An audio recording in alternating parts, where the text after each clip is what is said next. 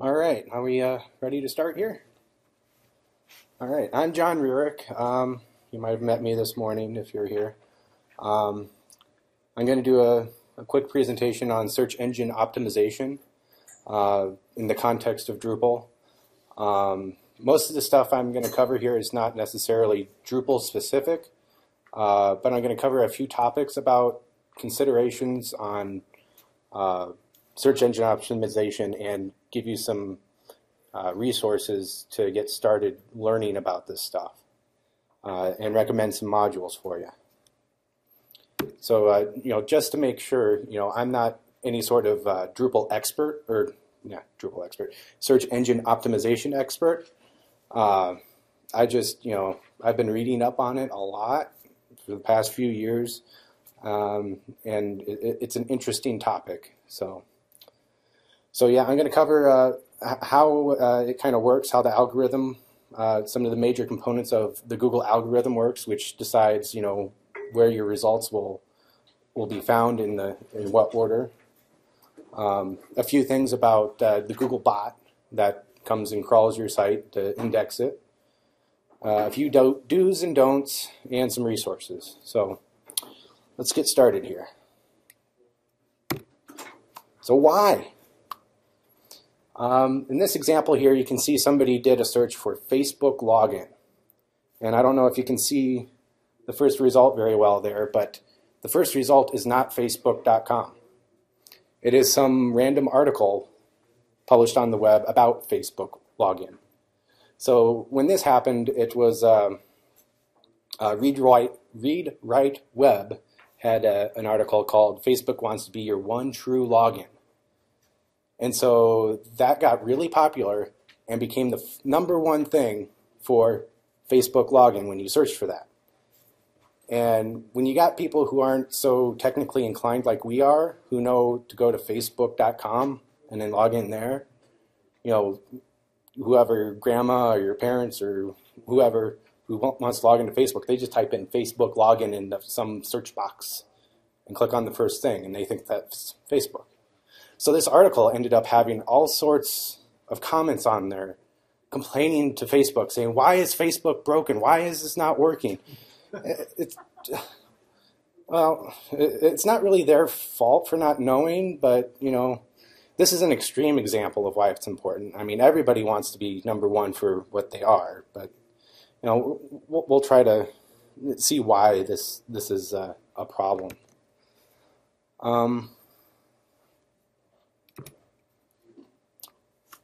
So how does it work? How many SEO experts do you need to change a light bulb? Light bulbs, buy light bulbs, neon lights, sex porn. This is keyword pounding. So, you see some sites that, try to mention their words so many times. This used to work back in the day before there was, Google, who had this nice algorithm. Before there was this meta tag up in the head area of your website called keywords. And search engines would use that as a hint to know what keywords are supposed to be associated with this website. And it was up to whoever built the website to populate that information. And as you can tell, people would abuse that. So now we got the Google algorithm, and it's a black box.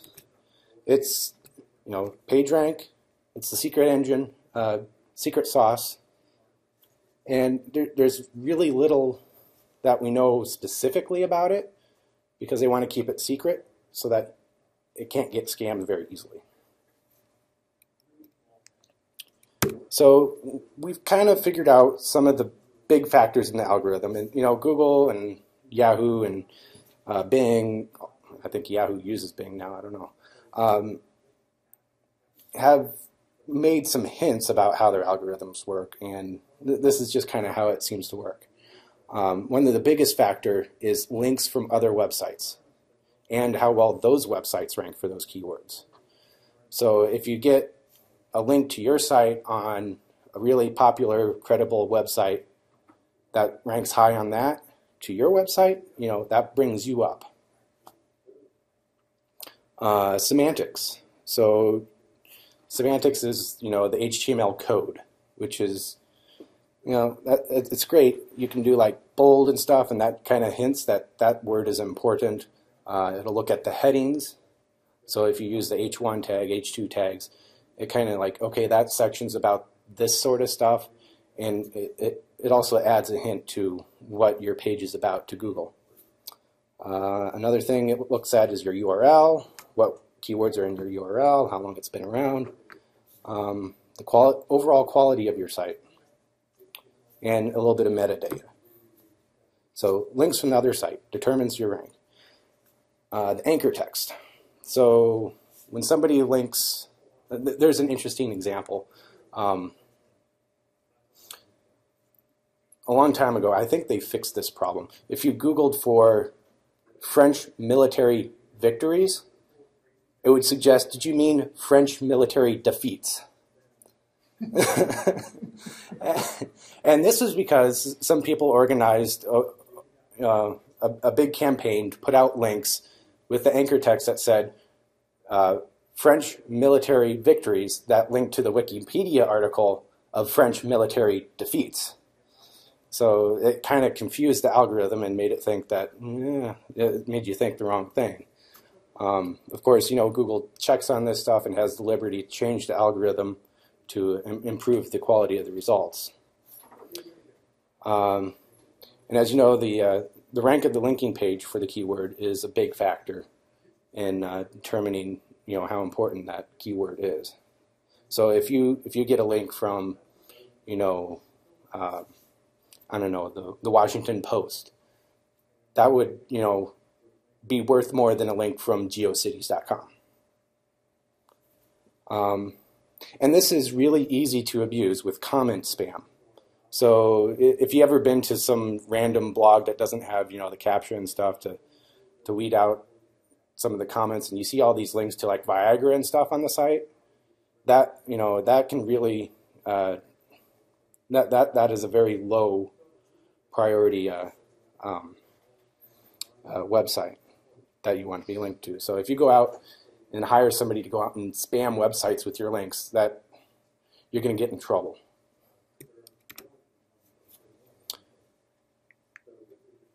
So to continue, your links should be organic, not paid. So again, with the going out and placing spam links all over the place, if you have a real connection with another website or another entity that wants to talk about you, that's going to show up pretty well. So yeah, be wary of link farms that do this spamming stuff.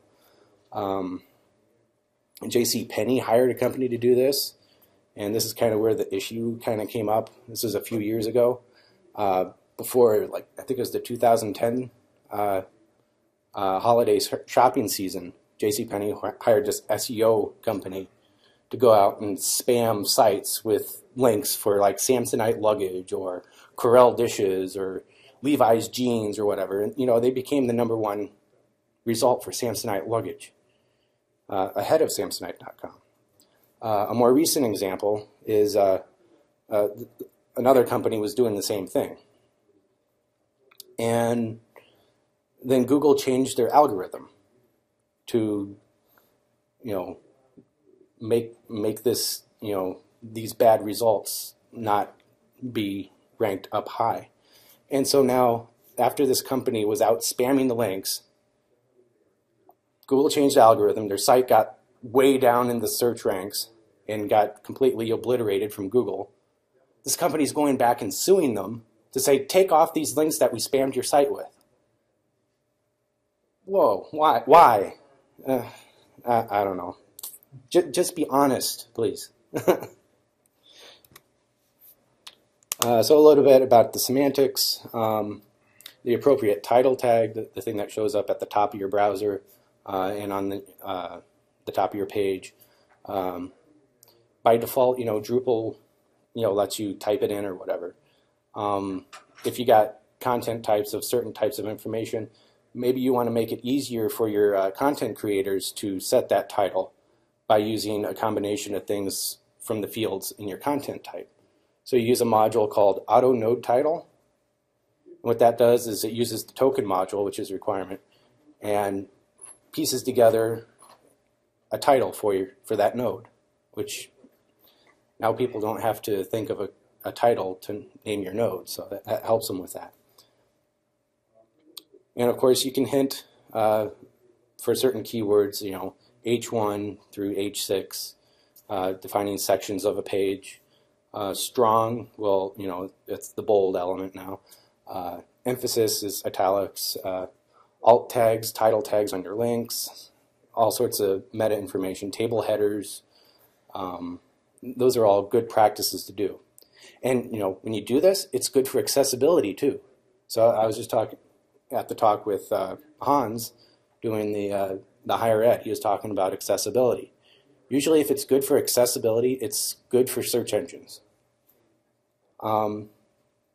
Also, if you don't do a good semantic website, say if you're doing it all in Flash or you do a lot of JavaScript loading, Google doesn't crawl that content very well.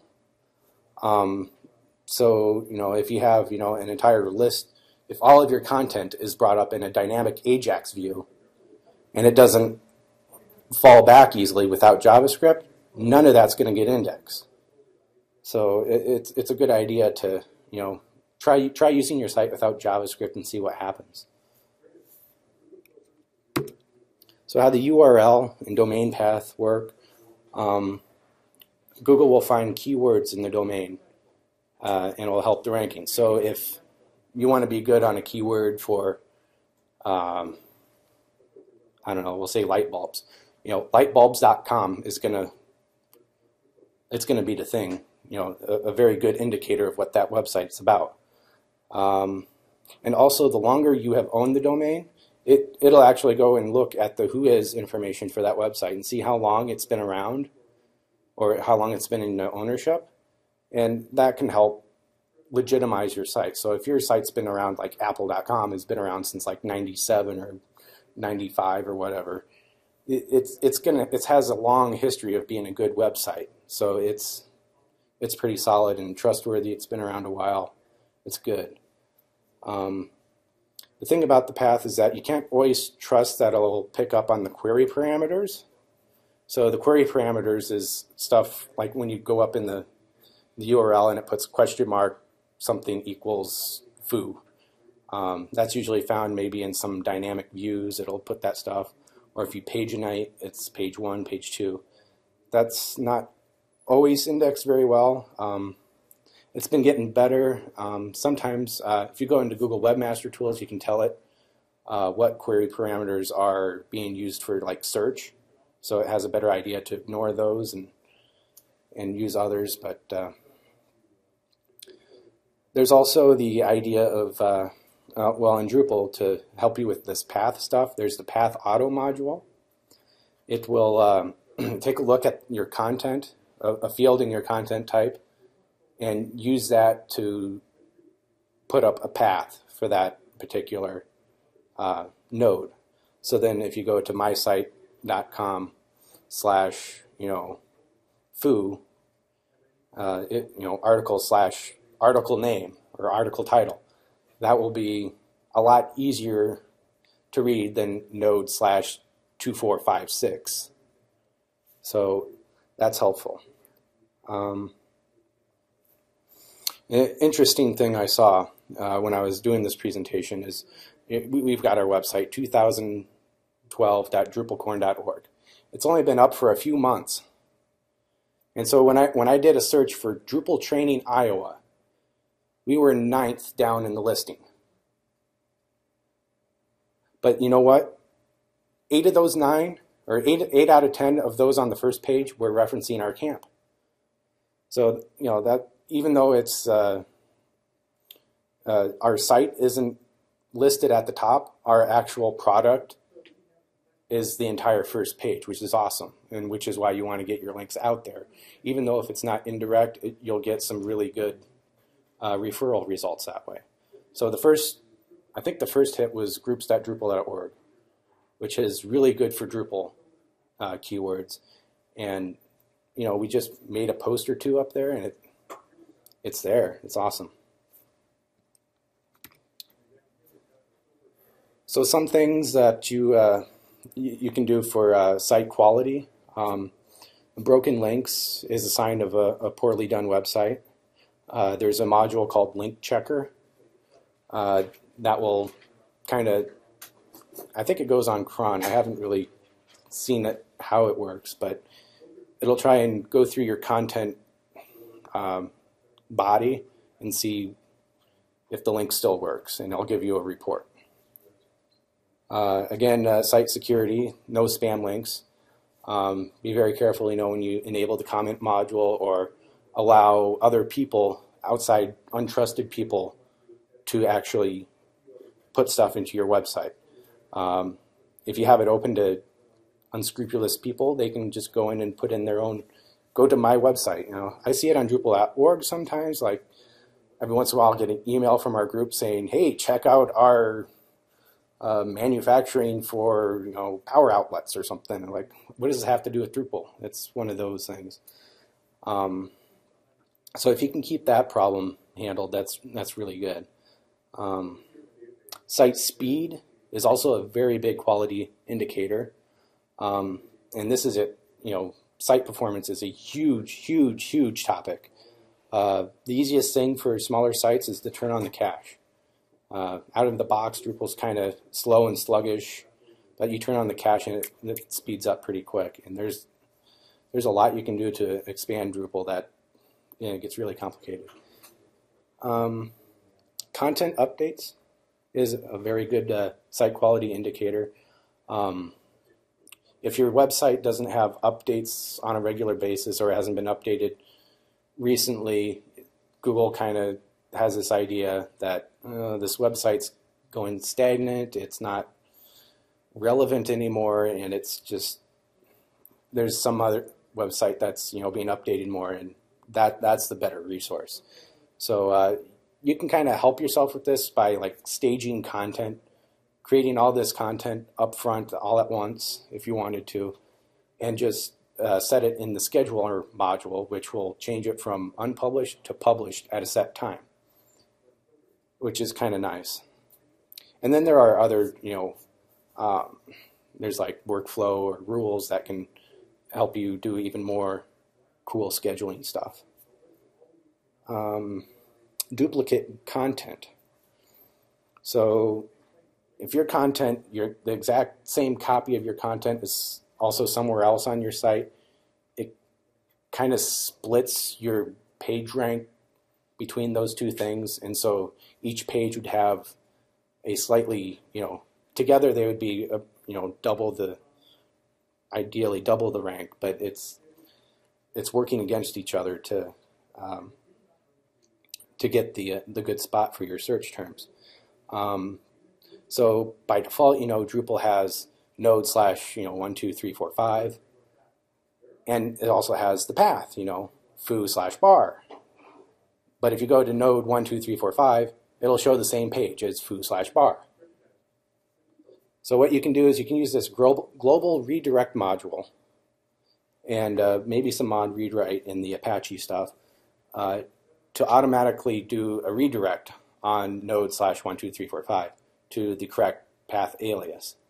And that makes it very nice for not only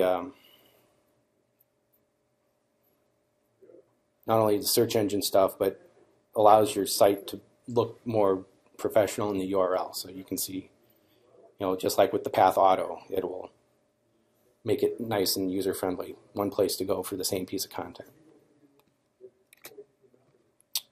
There's also a little bit of meta information that you can use to hint Google or help your content stand out on the search engine results page. So you can use this, you can still use the meta keywords, but it's, unless, it's a little bit smarter about it. I haven't heard whether or not Google actually uses it, but some people say, yeah, use it. Depending on the other factors of your website, if it agrees, it might help you a little bit. Google doesn't use the keywords at effect. Okay. They've confirmed that. Okay, so it doesn't reinforce the completely ignored. All right, good to know. But then there's the meta tags module where you can put in this meta description tag on your content. So in this example here is the search result for iPod. And the first result is apple.com/iPod. And when you go to that page, you don't see this learn about iPod, Apple TV, and more. That string doesn't appear in the actual site content. It only appears in this meta description. So if you want to have a better description of your page or your site to show up on the Google search results, having this content description there can hint to Google to display that in the search results, which, sometimes if it tries to guess what to show there, it doesn't do an accurate job, or it's not exactly what you're going for. So I'm going to talk a little bit about appeasing the spider, make the spider happy and dance and everything. The spider really likes to know where it's going and what's there. So there's this concept called the XML sitemap. It'll show the crawler the structure of your site, and it can also add metadata for some page downloads. So if you have videos or whatnot, you can say that this PDF file is about this stuff, but you really should have that on your page as well. There's a module called XML sitemap that'll help you automatically generate a straightforward sitemap. Now it only goes so far and only does, I think Google only does like the first 200 or something pages before it gives up. So it's a really good start. Otherwise, you might, if you're running a really huge website, you could probably try and figure out a different solution for that. ROBOTS.TXT is a hint to any sort of robot crawler that this is the stuff that you shouldn't look at, or tries to deny them access or don't index this stuff. Drupal comes with one by default that keeps it out of like the admin and includes folders. But it's nice to kind of tell the web browser where to go. You don't want it to be snooping around in certain views that are going to like peg your site or something, and come up with duplicate content. And keep it out of that, your search or whatever your faceted search results where you go through and get all sorts of dynamic listings. You don't want Google to index all that 500 times. So you can put a deny request in the robots.txt. But keep in mind, if you have something you really want to hide and keep away from people, you don't want to advertise it in the robots.txt file because that's world readable. So if you say if you're not running Drupal and you have a backend hand-coded admin folder, you don't want to go, just exclude the admin folder from Google. Because then, okay, sure, Google won't index it, but whoever comes across your site that wants to hack it can just go and see, oh, he doesn't want me to go to the admin site. I'm going to the admin site. So be careful with that. So a couple of good things to do. There's a Linux command line browser called Lynx, which is pretty cool if you can figure out how to get that installed and running. It's basically kind of like a web browser for, it is a web browser for the command line. And what that does is it just shows kind of how Google sees your site. There's no CSS styling, there's no images, there's no, it'll replace the images with alt tags. It's an easy and quick way to see how your site looks on Google. And for the most part, kind of like screen readers. So it'll show the little, if you're familiar with the skip links at the top for accessibility, it'll show those. There's also some tools, the Google Webmaster Tools, which helps you, see what Google is doing on your site. When did it crawl, how fast it crawl, what keywords and what have you. It's a pretty cool tool. And then there's Google Analytics, which not necessarily search engine optimization, but it can give you an idea of who's visiting your site and site demographics so you can do a better job marketing. What are people using your site for? How can I make my site better for my users? And that will make your site better show up on Google.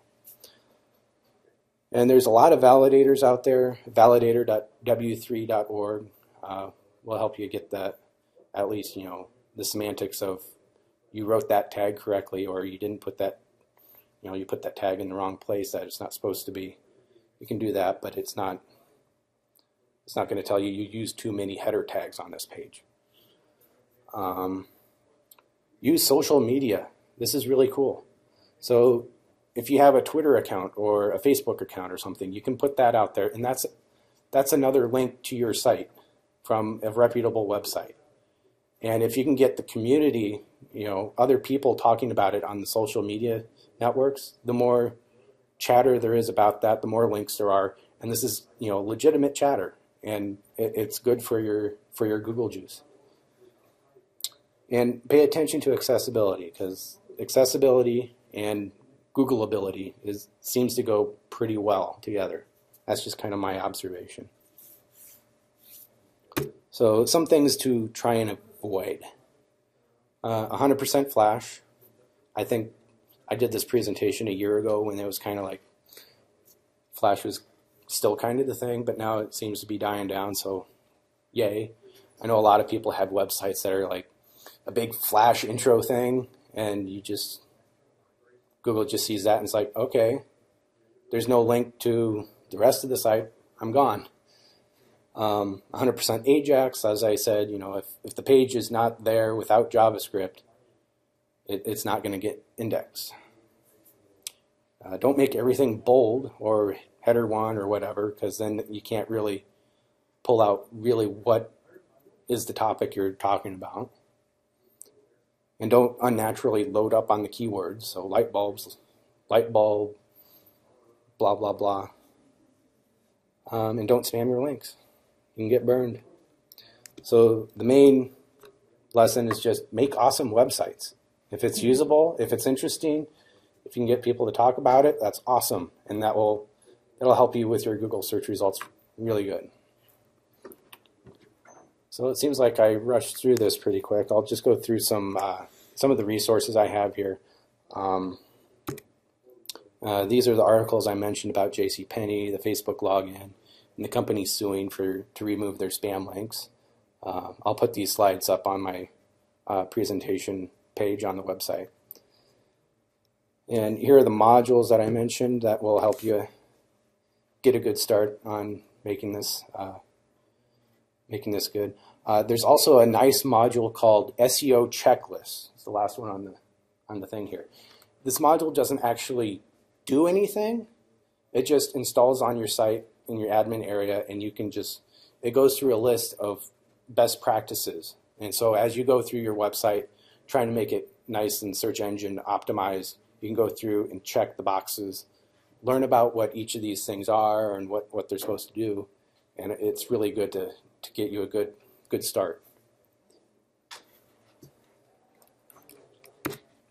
We got some other resources, the Webmaster Tools, Google Analytics, information about ROBOTS.TXT, and in my slides that goes to our node on the website.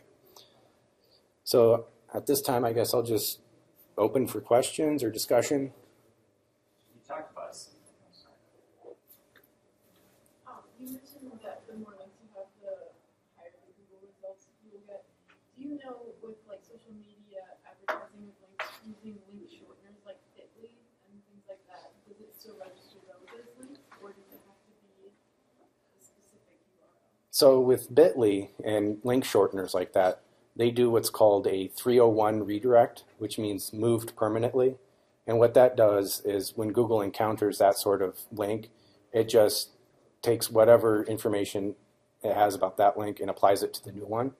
So say if you're making a new site or you're migrating it somewhere else, you want to set up 301 redirects from the old site to the new site. And that way that'll help you save some of that credibility in Google. you talked around about performance. Mm-hmm. Are there any performance techniques that you guys are using in the cloud space on the Drupal platform where you don't have to have root where you don't have to have root directory access? Yeah. Other than the base cache. Okay, so there was, I don't know if it's in Drupal 7, but there was a module called Boost that would take a cache of your pages and throw it as HTML files in your files directory and serve it up from there, so that it wasn't actually hitting MySQL or PHP or anything. But that doesn't work too well with really dynamic content if it's changing all the time. That's kind of like a poor man's cache. Turning on the cache, the general Drupal cache, you're concatenating your CSS and JavaScript files. There's a checkbox for that in your performance in Drupal core. And then there's other things, after, if you have your own server, you can like set up memcached for MySQL. And then there's a very popular reverse proxy called Varnish that is kind of a cache that sits in front of your web server and only works for anonymous access, so it wouldn't work for logins. But it's a really fast, your website's loaded in memory, and it goes really fast. Varnish, is that what that was? Yeah. But most of those techniques, other than one, you have to have root directory. I mean, you have to full server access, right? For what? For Varnish and memcached, yeah. Varnish, Yeah, you'll have to have some sort, or you could run another server, and Varnish can be a front end to some other server somewhere else. A module I ran across last week, I haven't used it, but it's called Use Content Cache, and it's supposedly supposed to provide more advanced views caching. So that would be one that you would need. Yeah. That seems to be one of the biggest performance issues is when you got a complex view, because it does a lot of it does a bunch of queries to figure out what it needs to query, and then it queries some more, and it's huge. So views cache is really important.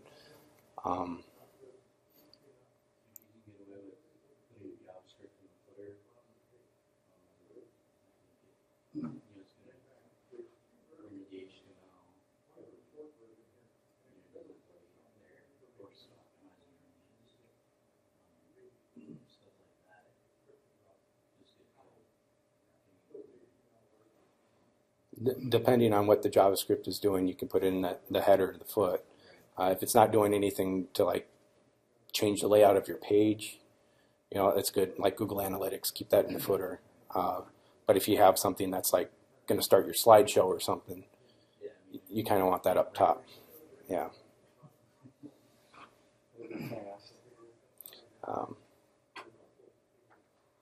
Any other questions or comments? Be done early. An extra half hour to find something to eat. Thank you. All right. Excellent.